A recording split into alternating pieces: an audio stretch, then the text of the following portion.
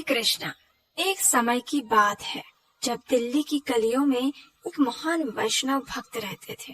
व्यवसाय से तो वे दर्जी का काम करते थे और नाम था परमेष्ठी। हालांकि बाह्य रूप से दिखने में वह इतने सुंदर नहीं थे, लेकिन उनके आंतरिक सद्गुण इतने ज्यादा थे कि मत पूछो। उन्होंने एक वैष्णव भक्त परिवार में जन्म लिया था। बाल्यकाल से ही वे भगवान श्री विष्णु की आराधना करते थे।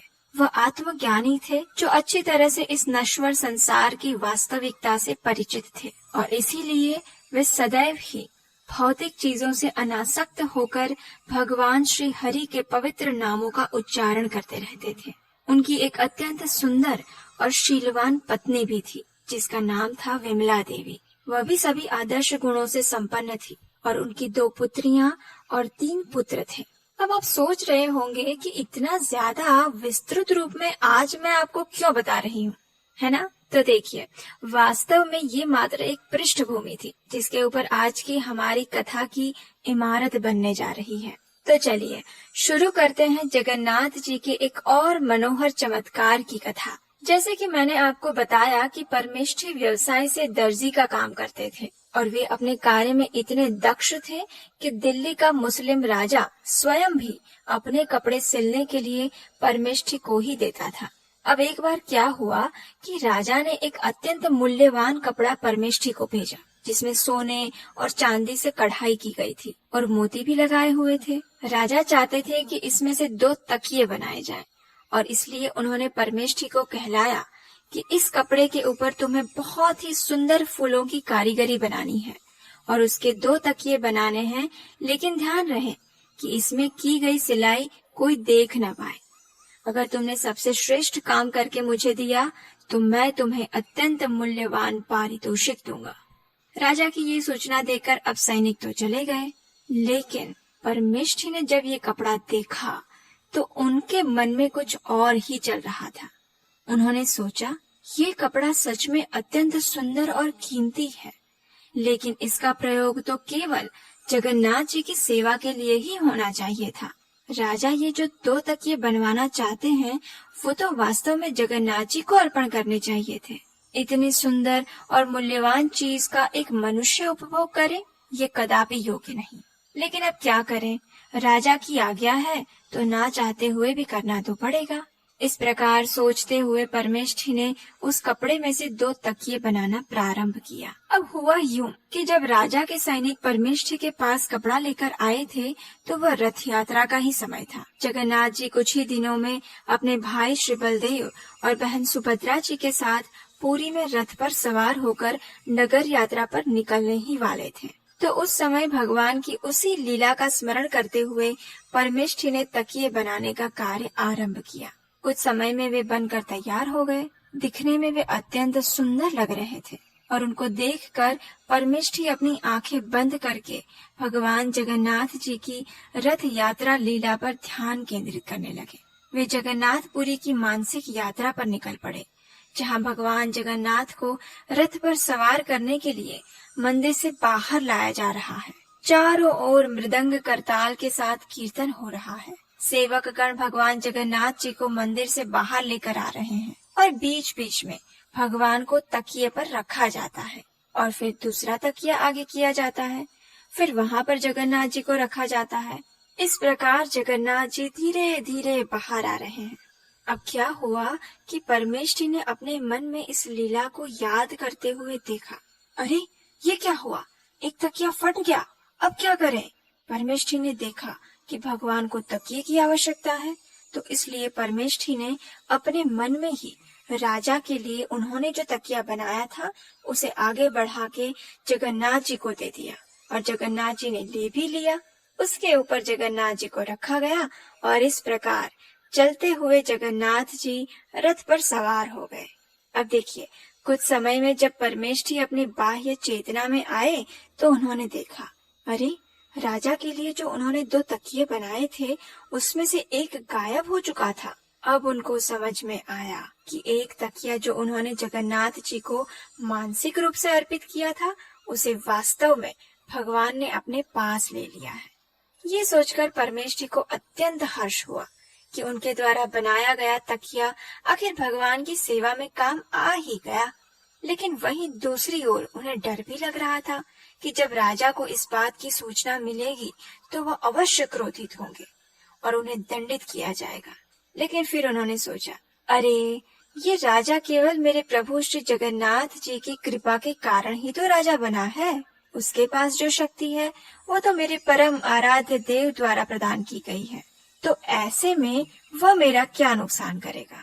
जब परमेष्ठी इस प्रकार सोच रहे थे, उसी क्षण राजा के सैनिक वहां आ गए और उनसे वो 2 तकिए मांगे। अब 2 तकिए तो थे नहीं, इसलिए परमेष्ठी एक तकिया लेकर ही राजा के पास दरबार में गए। जब राजा ने देखा कि 2 की जगह सिर्फ एक ही तकिया है, तो गुस्से से उसने कहा, अरे मैंने तो 2 तकिए बनाने के लिए बोला था, फिर ये एक क्यों है? क्या तुमने दूसरा तकिया नहीं बनाया? सच सच बताओ, क्या किया तुमने उस कपड़े के साथ? ये सुनकर परमेष्ठी ने राजा को हाथ जोड़कर पूरा वृत्तांत कह सुनाया कि किस प्रकार उन्होंने एक तकिया जगन्नाथ जी को दिया था, और साथ ही उन्होंने कहा, हे राजा, मेरे पास अब ये एक ही तकिया है, कृपया आप इसको स्वीकार करें और मुझे जो भी दंड देना चाहते हैं वो आप दे सकते हैं। ये सुनकर राजा को अंदर से तो क्रोध आया, लेकिन फिर भी किसी तरह उसे दबाकर उन्होंने पूछा, क्या तुम पागल हो गए हो? कहाँ है तुम्हारा भगवान जगन्नाथ, और वह कितना शक्तिशाली है? श्री क्षेत्र जगन्नाथपुरी तो यहाँ से इतना दूर है, फिर वो तुम्हारे पास यहाँ तकिया लेने के लिए कैसे आ सकते हैं, और वो भी सिर्फ एक दिन में? क्या तुम मुझे मूर्ख बना रहे हो? इन सभी प्रश्नों को सुनकर परमेष्ठी ने भगवान जगन्नाथ जी के गुणगान करना शुरू कर दिया। उन्होंने राजा से कहा, मुझे मृत्यु का कोई भय नहीं, और मैं अवश्य ही आपको भगवान जगन्नाथ की सर्वोपरिता के विषय में बताऊंगा। जगन्नाथपुरी में वे अपने दारु ब्रह्म स्वरूप में विराजमान है, लेकिन वे सर्वव्यापक हैं। संपूर्ण भौतिक जगत में चाहे आप किसी भी स्थान पर हो, किसी भी परिस्थिति में हो, लेकिन यदि आप उनका स्मरण करेंगे तो वे अवश्य आपकी प्रार्थना को सुनेंगे। हालांकि वे पुरी में रहते हैं, लेकिन फिर भी अपने भक्तों की उनके प्रति भक्ति के अनुसार वे उनसे आदान प्रदान करते रहते हैं। भक्त के भाव को देखकर वे किसी भी स्थान से कोई भी चीज उनसे स्वीकार कर सकते हैं। जब राजा इस प्रकार परमेष्ठी के मुख से भगवान के गुणगान सुन रहा था, तो उसे अत्यंत क्रोध आया और उसने कहा, अरे निम्न कुल में जन्मे हुए मूर्ख, तुम अभी भक्ति भाव में डूबे हुए हो, लेकिन मैं तुम्हारी तरह अंधा नहीं हूँ, और अब मैं तुम्हें इस अपराध के लिए मृत्यु दंड दूंगा। सैनिकों, ले जाओ इसे यहाँ से, उसके हाथ और पैर रस्सी से बांध दो, उसे कुछ भी भोजन ना दिया जाए, और फिर मैं देखता हूँ कैसे उसके भगवान उसे बचाने आते हैं। इस प्रकार राजा की आज्ञा से परमेष्ठी को रस्सी से बांधकर कैद खाने में भेज दिया गया। इस आपत्ति काल में परमेष्ठी ने भगवान जगन्नाथ को हृदय पूर्वक प्रार्थना करते हुए कहा, हे कमल नयन, हे चक्रपाणी, हे दीनानाथ, मेरी रक्षा करें। और इस प्रकार वे प्रार्थना करने लगे, कृष्ण कृष्ण कृष्ण कृष्ण कृष्ण कृष्ण कृष्ण हे कृष्ण केशव कृष्ण केशव कृष्ण केशव पाहि मां। राम राघव राम राघव राम राघव रक्ष मां। इस प्रकार भगवान के दिव्य स्वरूप पर ध्यान केंद्रित करते हुए परमेष्ठी की आंखें बंद हो गई और वे सो गए। अब देखिए, भगवान जगन्नाथ अपने भक्तों को दुखमय स्थिति में कैसे देख सकते हैं। उसी क्षण वे वहां उस जेल में प्रकट हुए। जैसे ही उन्होंने अपना दृष्टिपात परमेष्ठी पर किया, उसी क्षण उनके सारे बंधन खुल गए। उनके शरीर में एक दिव्य कांति छा गई। अब वे सुंदर और कांतिमय दिख रहे थे। भगवान जगन्नाथ जी ने अपना हाथ परमेष्ठी के सिर पर रखा और कहा, जब तक मैं तुम्हारे साथ हूँ, तुम्हें किसी बात की चिंता करने की आवश्यकता नहीं है। मेरे भक्त मेरे द्वारा आरक्षित होते हैं, इसलिए वे सबसे अधिक शक्तिशाली होते हैं। भगवान के ये वचन सुनकर परमेष्ठी हर्ष के अश्रुओं से भगवान के चरणों का अभिषेक करने लगे। उन्होंने भगवान को अनेक बार दंडवत प्रणाम किया और उनके गुणगान करने लगे। कुछ समय पश्चात जगन्नाथ जी उस मुस्लिम राजा के पास गए। राजा तो गहरी निद्रा में सो रहा था। वहां जाकर जगन्नाथ जी ने अत्यंत क्रोधपूर्ण स्वर में उसे कहा, अरे मूर्ख राजा, मैंने तुम्हें यह स्थान प्रदान किया है, लेकिन तुम्हें इस बात का ज्ञान नहीं। तुमने सिर्फ एक तकिए के लिए मेरे भक्त को दंड दिया। तुम नहीं जानते हो, लेकिन ये संपूर्ण ब्रह्मांड पर मेरा आधिपत्य है। अहम सर्वस्य प्रभवो मत्तः सर्वम प्रवर्तते। उसने तो मात्र मेरी ही चीज मुझे अर्पित की थी, लेकिन उसके लिए भी तुमने उसे दंड दिया। अब मैं तुम्हें आदेश देता हूँ कि तुम इसी क्षण जाओ, उसके चरणों में गिरकर उससे माफी मांगो और उसे सम्मान के साथ मुक्त करो, अन्यथा मैं तुम्हारा और तुम्हारे वंश का नाश कर दूंगा। इतना कहकर जगन्नाथ जी ने राजा को कोड़े से मारना शुरू कर दिया और कुछ समय बाद वे वहां से चले गए। जगन्नाथ जी द्वारा कोड़े की फटकार पड़ने पर राजा अत्यंत पीड़ा के कारण चिल्लाता हुआ नींद से जाग गया।